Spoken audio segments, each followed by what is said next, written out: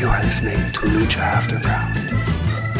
Hello, everybody, and welcome to Lucha Afterground, the premier Lucha Underground after show on the web. I'm Matt Stryker, and with me, as always, is Vampiro! What's going on, believers? That was a terrible Vampiro impression. Yeah. You put an accent on it. He's from Canada. Very slight, but not even maybe it's remotely. affected the way that Madonna used to do her British accent. But it sounds like he does put a little bit of Mexican accent on his general way of speaking. Good point. Dark arts, my friend. My name is Max. I'm Travis. Hey, guys. It's not really who we said it was. No. We're reunited. Yeah. After 3 weeks. Yeah, it's been a while. It has. Although I did, well, we've seen each other since then a couple times. This is true. Yeah. This is true. Yeah. How have you been? Good. I'm happy. I was off school. My school started today. It was first day of school. I'm a teacher as well as an actor, so it was my first day back at school. Let me tell you how I am, Trav.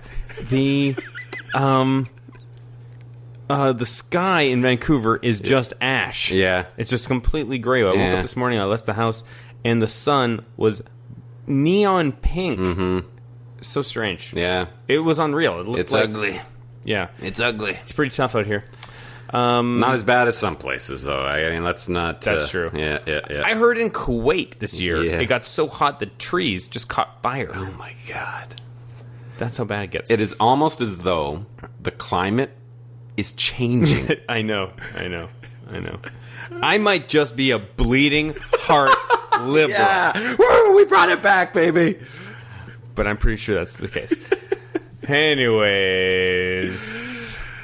whatever. Okay. Well, we have an episode to do here. We finally got the screeners in time. Yeah. So now we are rolling ahead. Yeah, with you guys should be screeners. hearing this for the first. This is like the freshest, the hottest of takes. That's right. It's like your buttholes have to be permanently tight if you're listening. That's right. Now, all of you, tighten up your buttholes! That just has to be a disclaimer at the start of every That's right. every episode now, because we are so far ahead of the game. That's right. So news and notes. Do you have news and notes? Yeah, big one. Big one. Yeah. Wow. I mean, I guess it was well, who knows? I guess nobody really knew, but Sexy Star has been stripped of the championship by AAA. Oh, that's interesting. You know what's funny is I listened to Taya on Jericho, and she kind of fleshed out the whole situation a lot more. And she said that when Sexy Star had left AAA, it was not on good terms. Mm-hmm. So it's not like she was like some conquering hero when she came back. I know. Yeah, I'd heard some of that. Yeah. And actually, it sounds like Taya hasn't completely divorced herself from AAA either. She's just taking some time off to kind of let things cool down a little bit. Yeah. Mm-hmm. Yeah. Maybe she'll be back. Yeah. Well, if this is any indication, if she is just gone now, then I can imagine, or can you kind of like, oh hey, remember when he fucked you over and that you got really upset about it? Yeah, wrestling is funky But it's though, still right? wrestling. Yep. Yeah. So if money is to be made, if maybe they were just working us. Hey. You didn't listen to my appearance on Main Event here on PTB. I'm sorry, I haven't. These are things we talked about.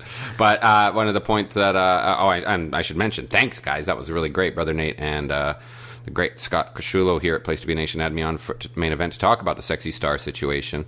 But Brother Nate was saying he doesn't think if this is a work, then Rosemary's not really playing her part. Great point. Yes. Great point. It's a work for everybody involved except for Rosemary. Yeah. We'll just bring in this girl from GFW. Who cares? Break her arm. Yeah. Move on. They're pretty rough. I watched 2015 Bola last weekend. And there is a tag match between Pentagon and Drago versus Phoenix and Aerostar.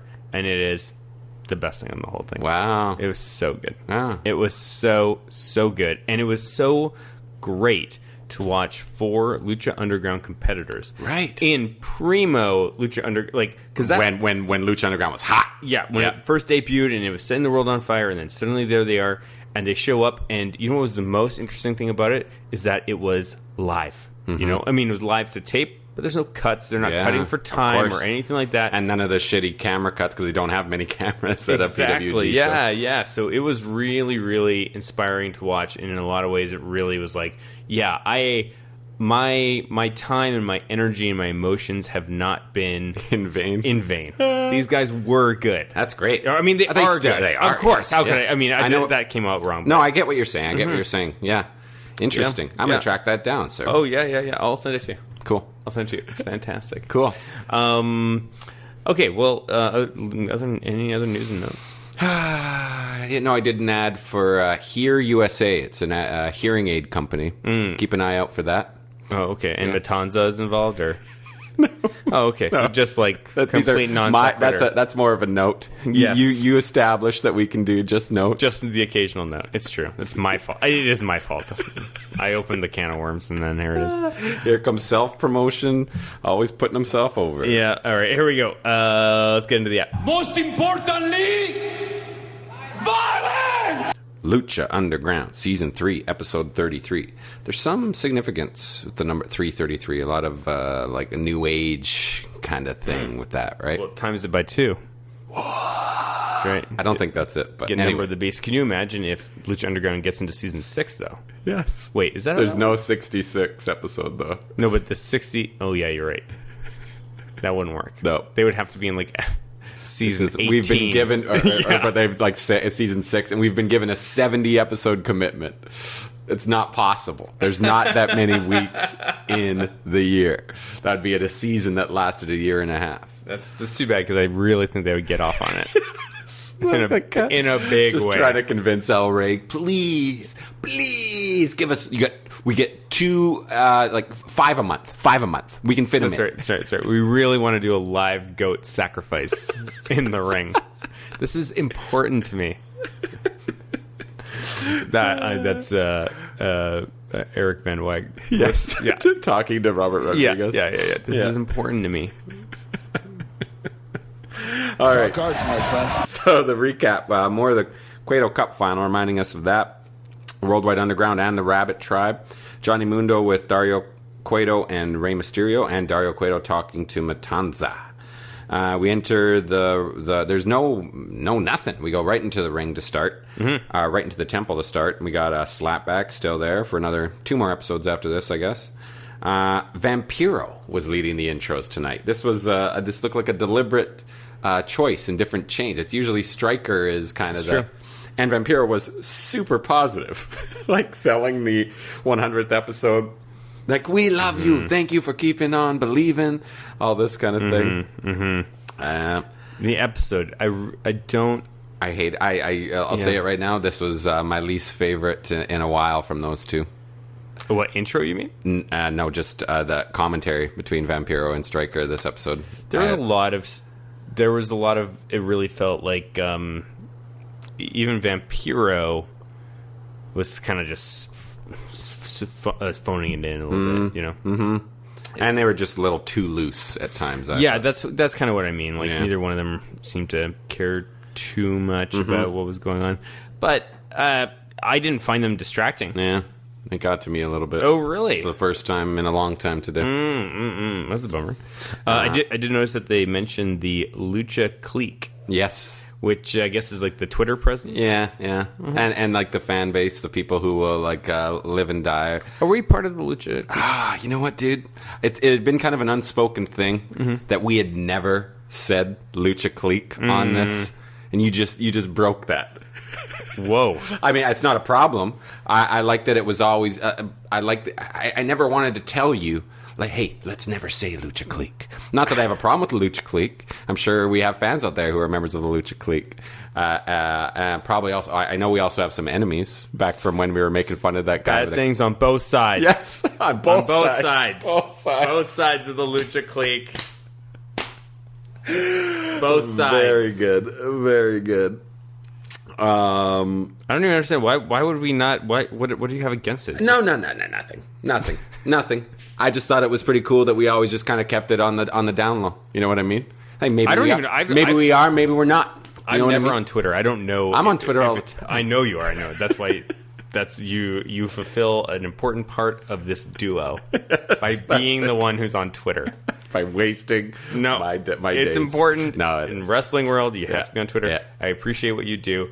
Tell me about the Lucha Clique. What are they? Who are they? What is it? What is the deal? From what I understand, it is the devoted fans of Lucha Underground. Are we not them? Well, you tell us, Lucha Clique. If you guys are listening out there, they're not. I don't know. No, we've got some guys who are like proud Lucha Clique followers who retweet us.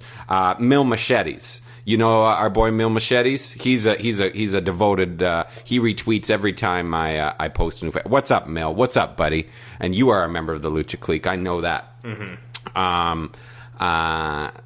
But I think the Lucha Clique. The Lucha Clique. What's your? I think it's the people who go to the actual shows in Boyle Heights. Okay. I get what you're saying. Yeah. So they're part of the show. Yeah.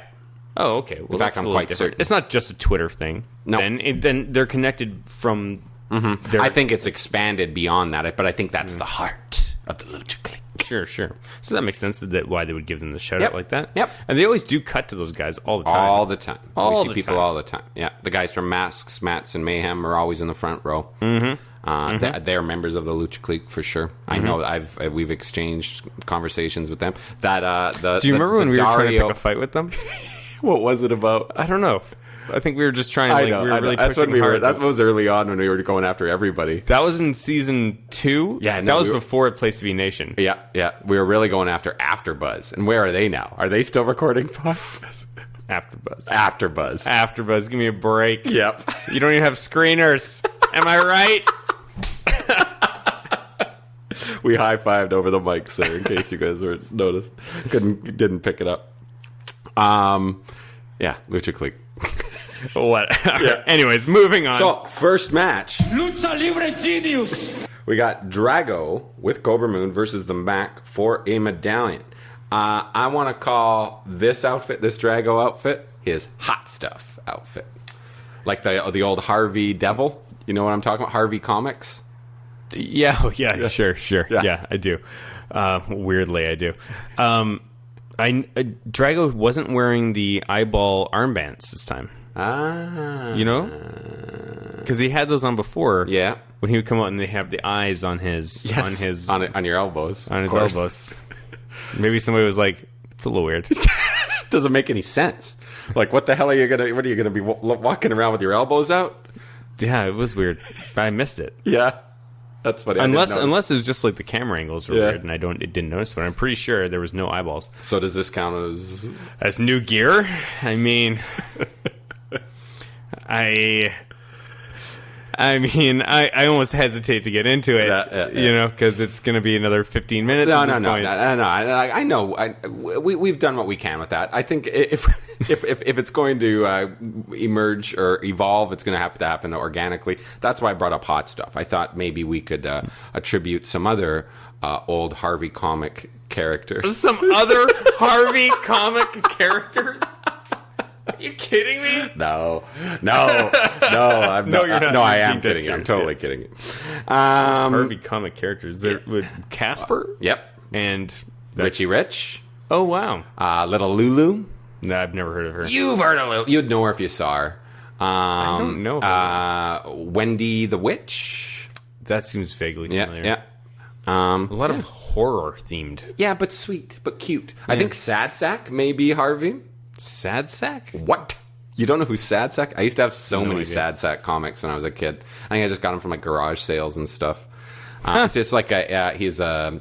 It's not a Canadian thing? No. He's like a Beetle Bailey, but comic, like full 22-page comic style. What's the name of the PTBN comics podcast? Well, you got Imaginary Stories with our friend Kelly Nelson. You also got the guys.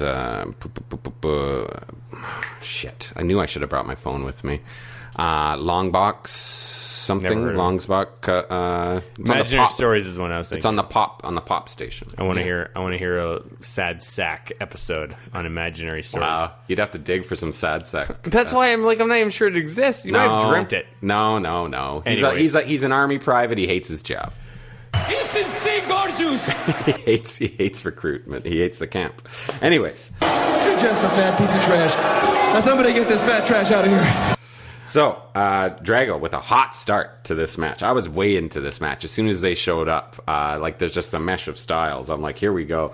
And I love how Mac slows his momentum with that middle finger, and he's not even looking at him. That was the ultimate Mac moment. Yeah.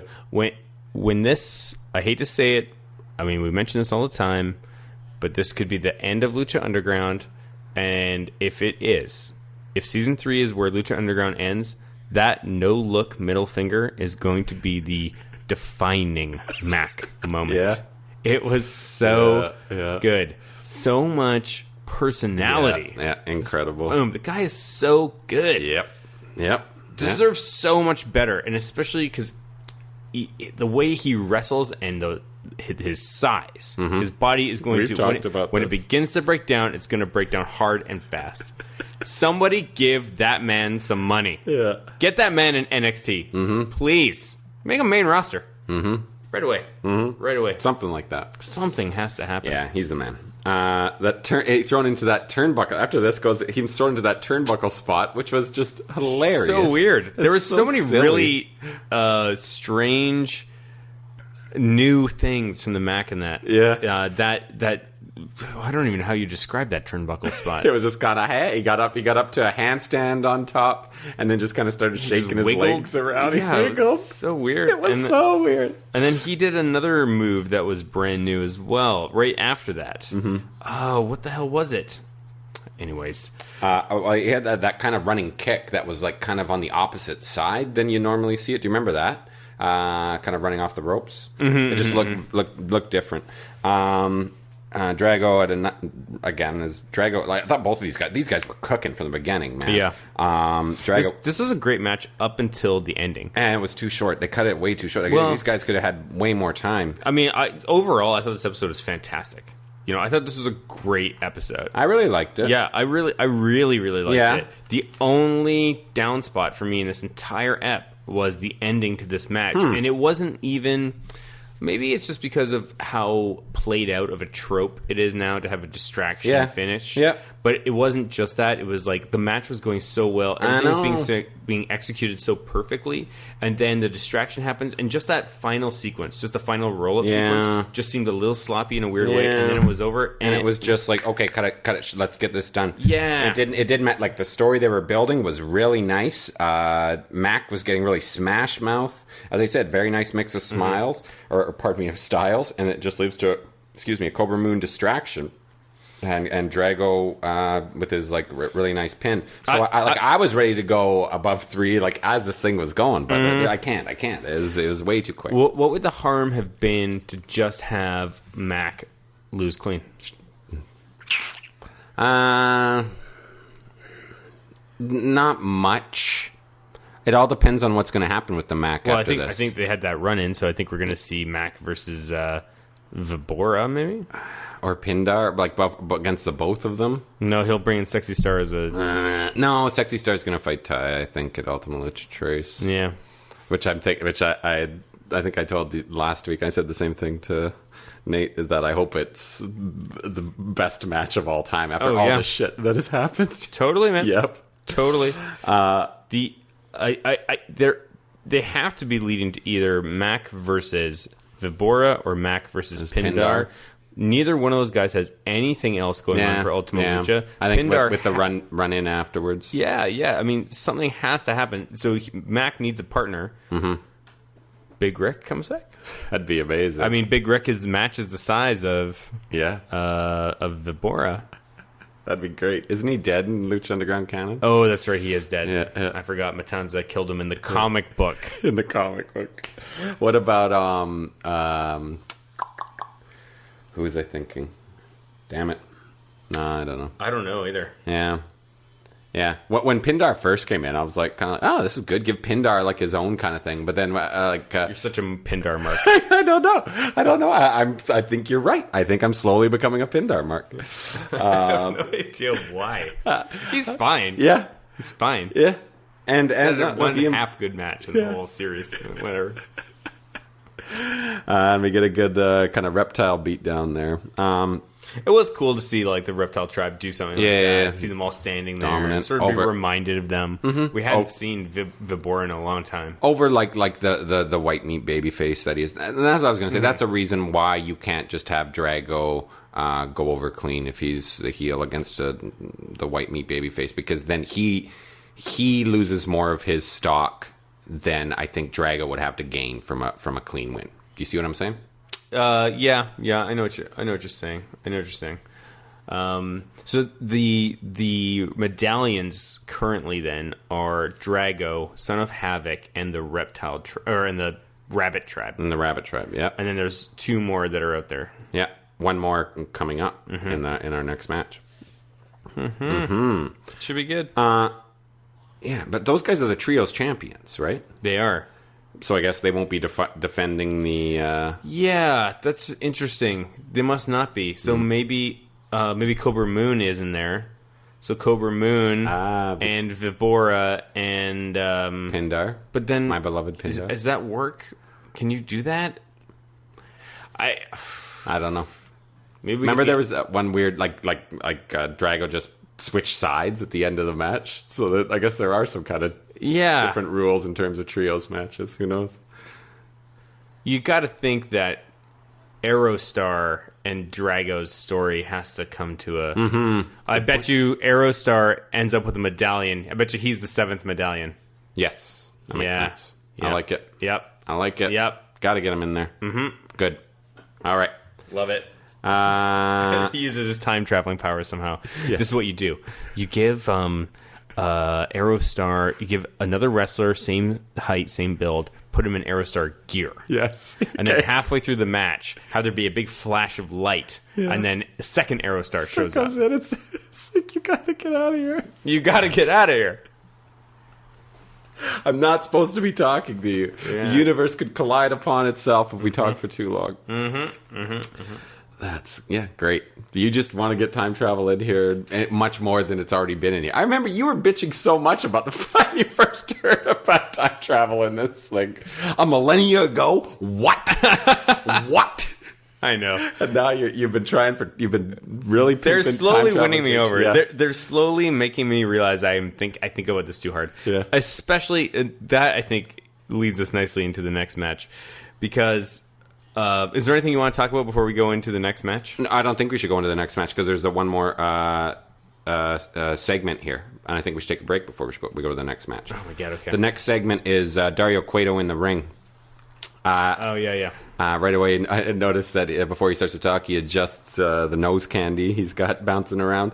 Oh, really? Yeah, he didn't. It was pretty clear. He did a good, just before he started talking on the mic. Oh, no way. Yeah, great stuff. Oh, dude, he's so, the way he pronounces Dragon Azteca Jr.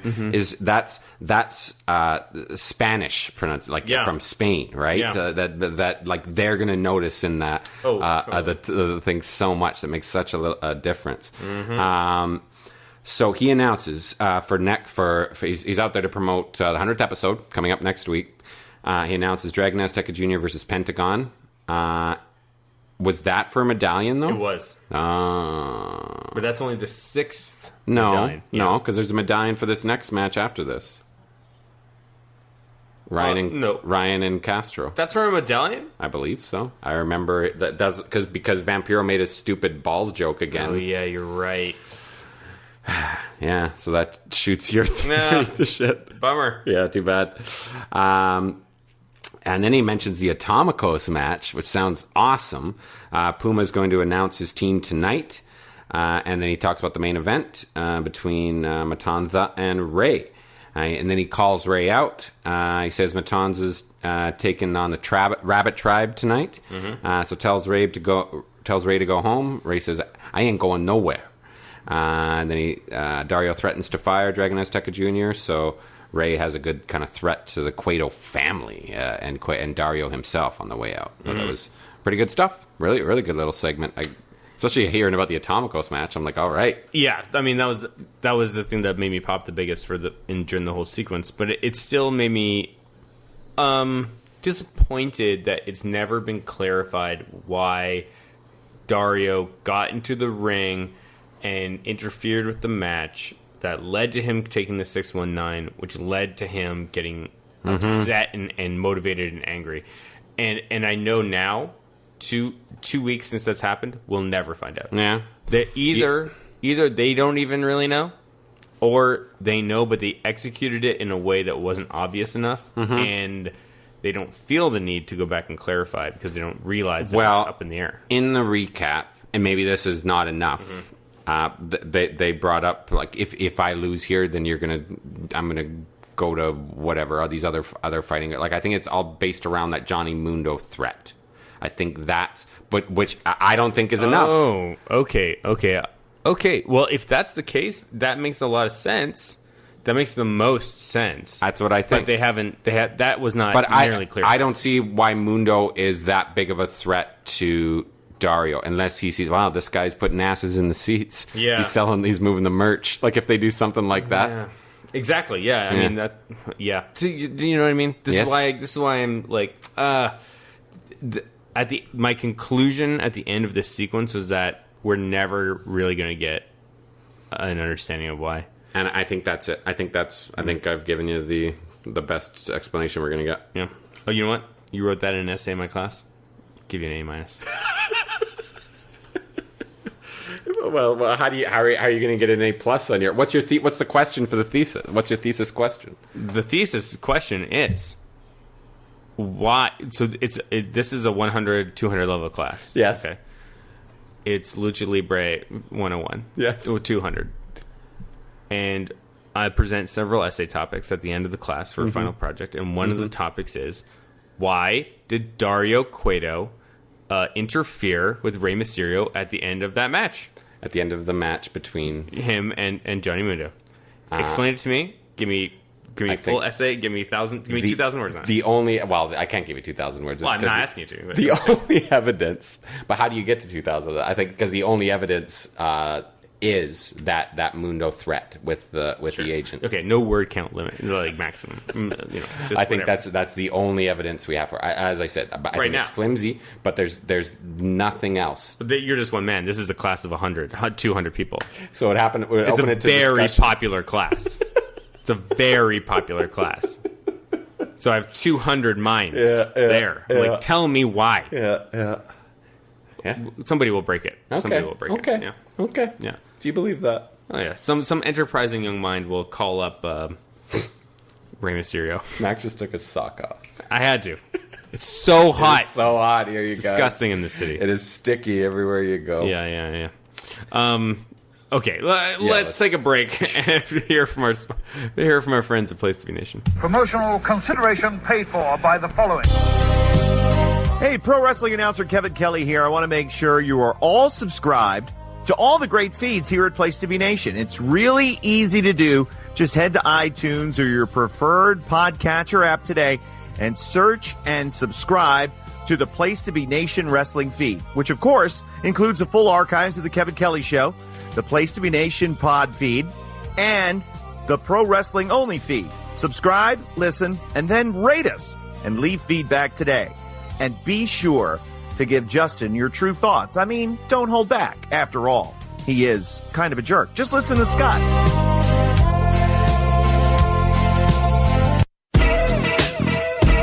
Place to Be Nation's JT Rosero and Chad Campbell here. We want to let you know that we have a ton of great podcasts available to you on iTunes, Stitcher, Google Play, and PlayStation.com, and we offer those to you on 3 great feeds. On the Place to Be Nation wrestling feed, we bring you the Mothership, the original Place to Be podcast, as well as Main Event, Lucha Afterground, and our monthly pay-per-view reaction shows, as well as the Our Vantage Point podcast and Jeff Learns Wrestling. In addition to these full-length shows, we also deliver quick-hit pod blasts on topics old and new. Over on the Pro Wrestling Only feed, we dive deep inside the wrestling business with a stacked army of experts leading the way. The feed features potpourri shows such as This Week in Wrestling, Greetings from Allentown, Psychology is Dead, Puro Potpourri, Stacy and Elliot's Bogus Journey, and the Military Industrial Suplex. We also have shows that focus intently on certain topics like Letters from Center Stage, Space City, and NWA Classics on Demand Adventure, Through the Years, Strong Style History, Strong Style Story, and Mount Olympus. Plus, the feed has the full archives of legendary shows like Titans of Wrestling, Where the Big Boys Play, Letters from Kayfabe, and much more. And on our popular Place to Be Nation Pop podcast feed, we offer such great shows as the Glenn Butler Podcast Hour Spectacular, Rank and File, PTBN Dadcast, Go Home in a Box, NBA Team, and Lucha Undead, as well as a veritable podcast heaven for comics fans with the Hard Traveling Fanboys, Sellers Points, Todd Weber's Conversation, Geek and Sassy, and Imaginary Stories podcasts. You can find all of these current shows plus archives of our past podcasts, including The Kevin Kelly Show, as well by subscribing to all of our feeds on iTunes. And while there, be sure to rate and leave feedback as well. All of these shows, plus others, available on PlaceToBeNation.com, where we cover pro wrestling, sports, movies, comics, plus in-depth stretch projects and more. Be sure to support our site by using PlaceToBeNation.com/Amazon when shopping online, and download our free PTB Vintage Vault Refresh ebooks via the links on our site. We also want to thank our friends at Bonehead's Wing Bar in West Warwick, Rhode Island, and Fall River, Massachusetts, TheHistoryOfWrestling.com, and Scott Keats' Blog of Doom. Be sure to follow us on Facebook, Twitter, Instagram, and Tumblr as well. PlaceToBeNation.com, the only place to be in your pop culture world. All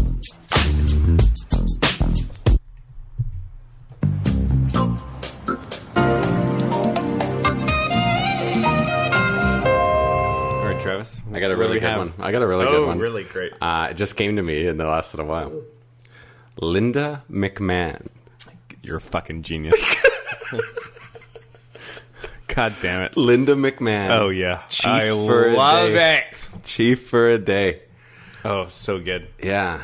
I'm trying to think of where we go. I just like just seeing her roll in kind of thing, like, oh, like huge pop. Like it would be a pop every reveal. Do you think you could book Linda McMahon for an indie show if she wasn't like in Trump's cabinet? If she was in just the American like Senate. Yeah. Could you book her for an indie show? No, not a chance. Not a chance. I wonder how much it would cost. Not a chance. What would it take? $100,000. Yeah. I think you could do it for $100,000. You're right. It'd be so funny. An indie show. An indie show's gonna have $100,000 just to drop on Linda McMahon. That's the funniest thing I've ever heard. But she'd be great. I don't know where I'd go with it, but I was not watching wrestling when she was actually a character in the show, so I don't know anything about her like kayfabe persona. Oh, what? She's in a cabinet for what? Small business? And now she is. Yeah. That's all you have to just book her as a politician. Yeah, to come in and just talk about small business. And yeah, shit like that. Yeah. Or just kind of like, like after like some people are really kind of won over. Like, wow, she's gonna get things done here. She's really good at this. Yeah. And then after a while, you're kind of like, wait a second, didn't she say that she was going to take care of that last week? And it still hasn't done. Yeah, she's just a politician. Yes. She says a lot of really good stuff. Can't really follow through. We figured it out. Yeah, I was proud of that one. I love it. All right. Next, we got all the cop stuff leading into the temple.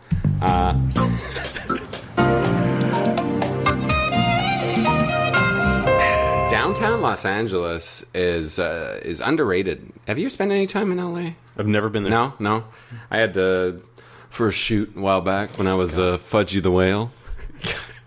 You're just a fat piece of trash. Now somebody get this fat trash out of here. I had to stay in downtown Los Angeles, and it's just like it's never really shown in whenever they're shooting LA. It's all the other parts of it, but there's something about it. I was waking up there at dawn and being there, really really quiet in downtown Los Angeles.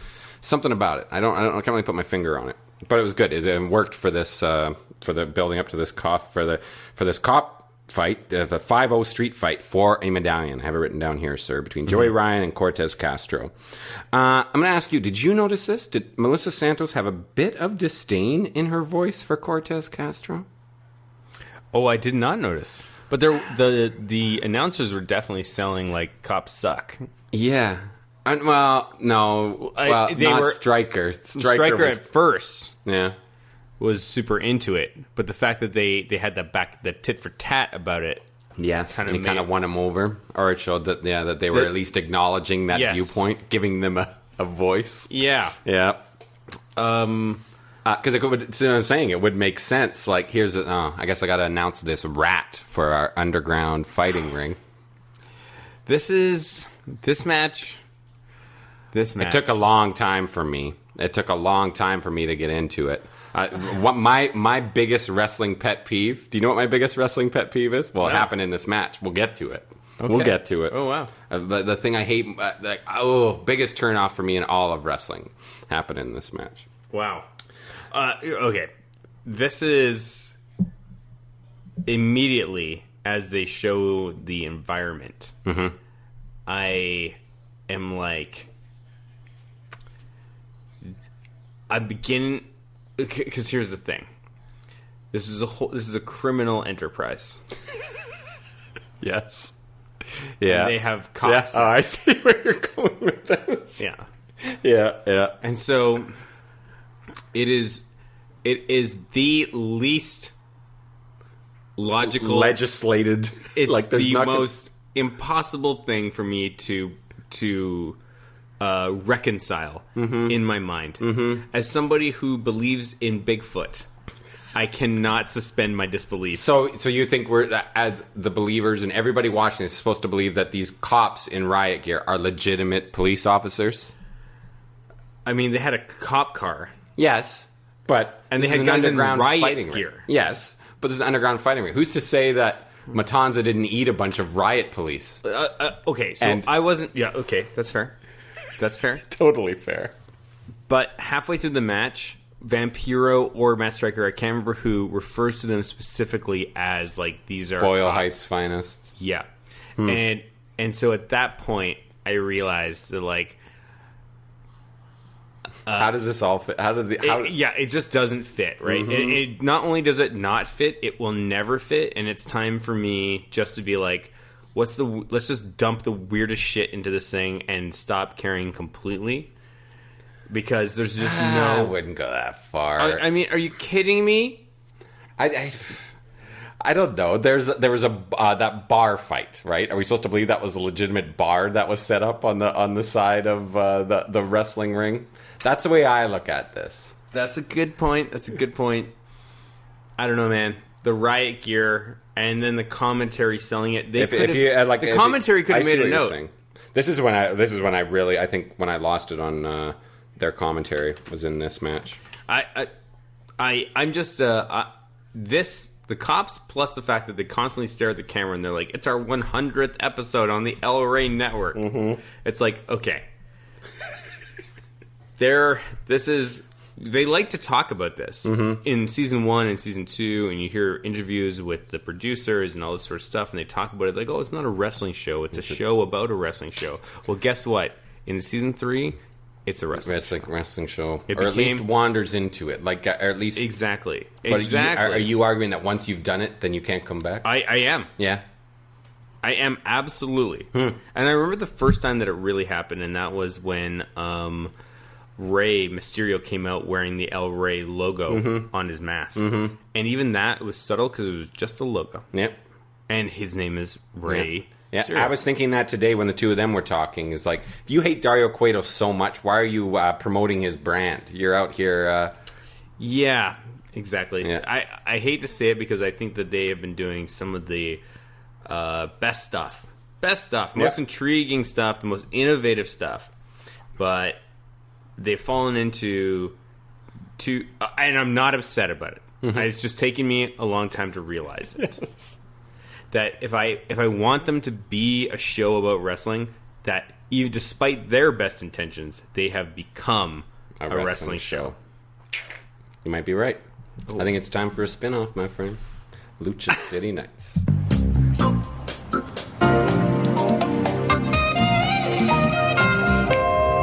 So we had called it. We called it on the nightsticks and the handcuffs. Those are the two things we thought were going to be there. But there were a lot of surprises in this. I loved this match. Yeah. It took a long time for me to get into it, man. It took a long, and I took the match took a long time to get going. Even when Cortez was busted open, I don't think that did anything for the heat early on. It just kind of happened, and they just kept working. This was. I hated the rubber glove spot. I thought it was so stupid. Well, you can't do a rubber glove from behind the pants. Like, you have to put your hand down his pants. Idiotic. I know. Idiotic. Like, why even? You know what? If this was DDT. Yes. Cortez Castro would have had his pants pulled down, and it would have happened. Yeah. And, like, what, you're going to swear on camera? You're going to have all this horrible shit? You're going to punch a girl in the face, but you're not going to pull down Ricky Reyes' pants? What the hell? Pull down his pants. I want to see ballsack. I want a castration match. A Castro castration match. I just thought that spot was cringy and stupid. And this is probably about 4 or 5 minutes in at this point, right? I mean, I didn't mind it, but I just felt like, why didn't you just commit to it? Mm-hmm. You know, if you're gonna do it, commit to it. I'll tell you, I started to get into it when Cortez started getting pumped up, when he finally started getting his shine, and he was like putting the thing behind it. But this is Cortez Castro's defining moment. Yeah, this whole match. Yeah, right? His best match for sure. Oh, without question. I thought when Joey Ryan was working on top, I just wasn't into it. We've never seen Joey Ryan with actual. I mean, he's a heel for starters, and he was a dark heel. I mean, he put handcuffs on like brass knuckles. Yep. This was a hardcore match. It was crazy. Yeah. I've never seen Joey Ryan. Me neither. Yeah, I was impressed with him too. Eventually, but like I said, when he was on top at the beginning, I just wanted things to move on. I haven't got to my pet peeve yet. Cortez takes out a cop and then two more on the outside. Lots of shields are thrown into the ring. Here's where I wrote Vamp and Striker sucked today. I think it was when they started going off on, hey, cops get a bad rap, man, kind of thing. Like, ugh. Here, my wrestling pet peeve is cars getting destroyed in a wrestling match. I hate cars getting destroyed in wrestling. Like, because you love cars. Fancy cars. Yeah, that's me. You love cars. Me. You know how precious they are. I just pulled up here in my my IROC Z28 Camaro. I'm a big muscle car guy. I just hate to see the beautiful chassis destroyed, bruh. No, I like when most of the time when WWE does it, it's just like, we are wasting so much fucking money right now. Mm-hmm. This is so fucking great. Yeah, I hate it. Mm-hmm. And this did not go on too long. The sledgehammer came out through the windshield. Joey Ryan with a sledgehammer. With a sledgehammer. Yeah. That's such an interesting moment. Yeah, because it's like he was trying to murder him. At that exact time, you're right. He was going to murder Ricky Reyes or Cortez Castro. And they cut to the crowd, and the crowd is like kind of dumbfounded by it all. You can kind of see the crowd reaction, and it's because they were being like, Joey Ryan was going to kill that man. Yes. You can't act like, if you're going to book something like that, you have to know. You cannot ignore the fact that you have just created a murderer. Or an attempted murder. Well, no. Because attempted just means you failed. Yes. But the intention was always there. Yes. To murder. No, you're still an attempted murder. You have to succeed in killing someone to become a murderer. But you wanted to murder. That makes you attempted it. But you possessed the yes. It's in his mind. So now every time I look at Joey Ryan in this, I'm like, this guy is was about to obliterate a man's skull with a sledgehammer. Yeah. He might be the most dangerous person in the whole thing. Yeah. Pentagon Dark will just break your arm. Break your arm. You know, you're walking away. You've Ryan. Learned your lesson. Yeah. Joey Ryan will smash you in the head with a sledgehammer. Only if it's your rat former partner, though, right? You got to keep that in the back of your mind. I suppose. Yeah. I don't know. I don't think Joey Ryan was pushed, you know? Anyways, after that, Joey Ryan hits up what they called a cop bottom on the hood. And this is when I was really, okay, I'm into it. I'm into this match now. Even though they were smashing up a card, that was a good way to move on from it. They didn't do too much to it. Because right after this is my biggest pop of the night was when they revealed the coffee station. After all this stuff, they hadn't shown it at all. I know. That was so funny. So funny. And for whatever reason, I liked the hot coffee on the penis. Me too. I really enjoyed it. It worked to the characters. Yeah. And the taser to the nuts right after that, really funny. Yeah. I mean, if only they could just show when they're willing to do so much post production. When he's holding the taser up, can you not put a little electrical graphic in there? A little bit. Because you know. Yes. Yeah. Come on, guys. Moves to the announce table, and then finally the spot of the night, maybe that wild suplex off of the announce table onto the floor. Maybe the highlight of Cortez Castro's Lucha Underground career. Yeah. It's really funny. It's funny how something like that seems so dramatic within the context of a match or the context of an episode. But we've seen in Lucha Underground, we've seen far more impressive, far more dangerous things. But within the sequence of events that led up to it, that was just so shocking. Yeah, it was so shocking and seemed so dangerous. But I mean, look, we've seen Angelico jump off the top of the office. We've seen. Yes. Yeah, but they're getting caught by like 3 or 4 guys. This you saw the tough impact on the floor. Mm-hmm. Usually when you're on top of a table, you go through the table, but this was off of the table onto the floor. Yeah. The crowd was really into it at this point. So really, I love the finish too of Joey coming in with a new kind of Billy Club instead of the nightstick. And then is greeted with pepper spray to the face. I'm so glad too that led to the ending, because as soon as that mace happened, we looked at each other and we're like, nobody get. Yes, this is how you take down violent protesters. Exactly. You cannot continue to wrestle a match after being shot in the face with pepper spray. You just cannot. And they knew that. Yeah, thank God. But I love the exclamation point with that kind of running AA into the pile of the shields. Really nice. Mm-hmm. I did go 3 stars on this. I was hesitant because of the start, and of course my bias against car smashing. Only 3. I would have given it 3.5. Yeah, I hated the start. It was like taking so long to get going, but it really started cooking by the end. So, and like I said, Cortez Castro and Joey Ryan's best match. Both of their without question. Yep, good. Actually, this was I think that there's something key in this, where you've got 2 guys with good psychology, but maybe who are older or don't have a really impressive or just don't have the flashy moveset. Don't have the moveset. It's like, how do you elevate their matches in a way? Give them a bunch of crazy weapons and let them be creative and a real story. Yeah. I think that vignette in the episode prior of Dario kind of manipulating Cortez into taking this match shows you that no, this means something to him. He's not supposed to. He's supposed to be working a job here, but he wants to have this fight. Is this the end of? Is this like this? That felt like that should have been an Ultima Lucha match. No? Well, now, but you got to think about Castro or Reyes' relationship with his chief, with Vasquez. Now he's got a medallion. She's gonna be like, "What the hell are you fighting for a medallion? Why the hell what do you want Gift of the Gods for? You have a job to do." Yeah, maybe. I don't know. Well, she's gonna be distracted by Katrina and Mill. That's right. And the Gauntlet. That's right. So much going on. Yeah, interesting stuff. But I loved it. By the end, I was very happy with the finish on this. I'm beginning to see what you said about how much you love this episode.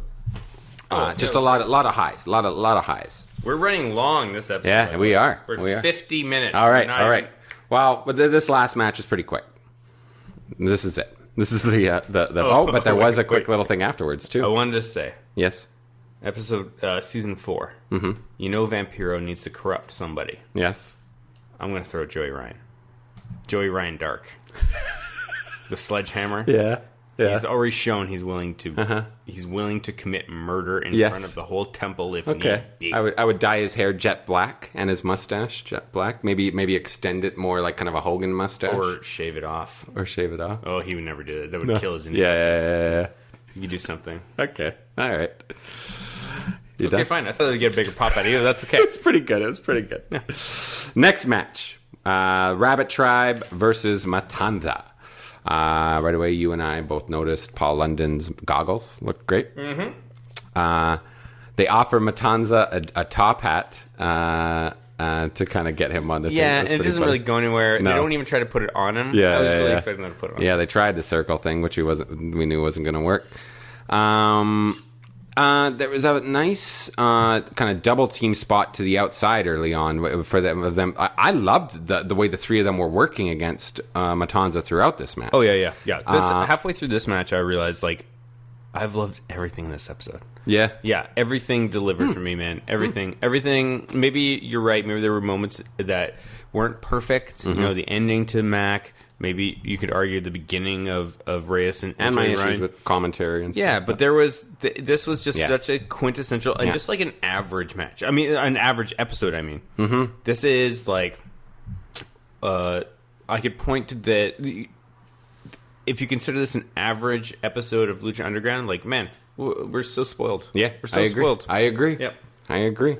I'd take this over an A+ episode of Nash Bridges.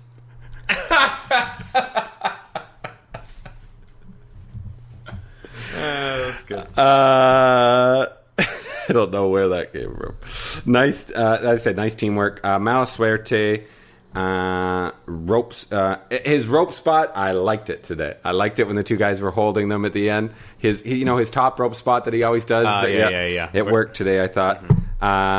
Loved their series of drop kicks when that was my favorite part. That was awesome. The moment when I was like, "This is fantastic." I said, I'm loving this. Mm-hmm. And the confetti egg, okay. It just wasn't obvious what it was. It was just like suddenly something exploded. It matches their character. But Matanza, it's his finisher on Saltador for the win. I thought the finish was a little unceremonious, so I couldn't go 3 stars on this. It was too. It was fun. It was a blast. So I really had a good time. It made me realize that they had done a really smart job with having Paul London beat Vibora during the Dario Cueto tournament, because that gave legitimacy to the Rabbit Tribe in a way that we hadn't seen it before. But that was a clean win, wasn't it? Yeah. It was. No, the Rabbit Tribe got involved. They ran around a little bit, but they didn't do it. I think they might have grabbed a leg at some point or something. Yeah, but not entirely clean. But wasn't like a beat down or anything. Yeah. And I don't know. I guess I was just watching it and I realized, like, oh, you know what? Maybe they could win this because Paul London is not a scrub. And it looked good. It just, like I was just saying, storyline-wise, it doesn't make sense to have all of a sudden the Rabbit Tribe beat Matanza here in his first match back. It's true. But they made it interesting. They made it like it logical, right? If nothing else, the way they were attacking. Yeah. So finally, we finish with Puma with the mic, who I'm really liking his promo style. It's really growing on me. Johnny Muno enters to interrupt. Good stuff back and forth. He says, "I know that I can beat you." Finally, he tells him. And they had some nice history. They were bringing stuff up in the past. First episode of Lucha Underground. This is all great. Night long in Lucha Underground. This is when I was really this was starting to tug on the heartstrings, man. We're starting to see how things are going to finish here. God, I think I may cry in this last episode, Max. It might happen. Well, we'll see. We'll see. Anyways, they tell him to put the mask on the line. I'm like, shit. I'm thinking this could be great for his way out to see Ricochet. Ricochet say goodbye to the temple. But Dario Cueto comes in and changes the stipulation to his career. I wrote down, man, heavy. Vampiro's telling him no, telling him not to do it. Puma hits a super kick on Johnny Mundo and accepts. We don't get to learn his teammates. It doesn't matter. Who are you thinking? Yeah, just give me a minute to let this reverberate here, buddy. That was heavy stuff. That was good. Yeah. It was like it was a shocking reminder that Lucha Underground, as we know it, in one way or another, is coming to an end. Yeah. And without Puma, it will not be the same. It's true. And there's a real good sense that, there'll likely be no Pentagon, likely be no Phoenix. That's not 100%. I don't know about that. Well, okay. I'm not saying it's 100%. But I'm saying it's a possibility. It's possible. Yeah. I wouldn't say likely. Okay. I think it's possible. Okay. I mean, yeah. No. I know. It's going to be very different. Whatever season 4 is, it's going to be the personnel is going to be very different. It's gonna be very different. Ricochet won Bola. We didn't mention that. So, and he talked about bigger and better things. So, this is it. This is going to be it. This is going to be it for him. Okay, teammates. Who do you think? Yeah. I mean, you know who I think? Pentagon Dark will be one of them. And Vampiro. First, I was going to say Vampiro and Conan. Bring Conan back from the dead. I would love that. Yeah, but yeah, no, I think that could be pretty good. Pentagon and Vampiro. Oh yeah, because I don't see Vampiro working another match anywhere this season. I don't see him being in an Ultima Lucha Trace match. Why not? Good. Yeah. Unless you can you think of somebody else active on the roster? It has to be somebody dark, or like kind of on the. Yeah. It can't be Ray. It can't be the Dragon. Mac. It can't be Dragon Azteca Jr. No. Can't be a lot of people. Yeah, I mean, there's nobody else I can think of. The Vampiro and Pentagon. That makes a lot of sense. Like, you know. Huh. Yeah. But then you have, and then maybe you, but that doesn't, because who is Pentagon going to fight in Ultima Lucha Trace? You need to set something up for him. And putting him in that match isn't going to springboard into anything unless it's him versus Ricky Mandel. The match everybody wants to see. Yeah. We shall see. Yeah, great finish, man. Great finish to this. A different emotional level than I had hit in all of my Lucha Underground viewing up to this point. It started getting real. Started getting real out of nowhere there. And do you think that's just because? Wow. How do you watch this show and not imagine watching this and not being the fucking smark and knowing all the where things are going and stuff? I know. Do you think we're not going to see Black Lotus drop again? Eh? I don't think so. Triad. Whatever. Yeah. That's too bad. They were great for that one episode. And what's her face has been doing well in the Mae Young Classic. Oh, I haven't watched any of it yet. Yeah. No, she's been doing well. I can't remember. Kyrie. Nah. Yeah, Kyrie. Huh? Yeah. Huh? Kyrie. Hojo. Kyrie Hojo. That's right. Alrighty, we've gone way over our But it was usual. good. It's quality shit. Yeah, we'll see. How can people find us on social media? Search for us on Twitter at Lucha_Afterground. Just look for Lucha Afterground, or look up PlaceToBeNation.com, or look for Place to Be Nation Wrestling on iTunes or wherever you find your podcasts. Tell your friends about us. Give us some 5-star reviews. Yeah, that's about it. All right. We'll be here next week. Wait. We'll be here next week. The question is, will you join us?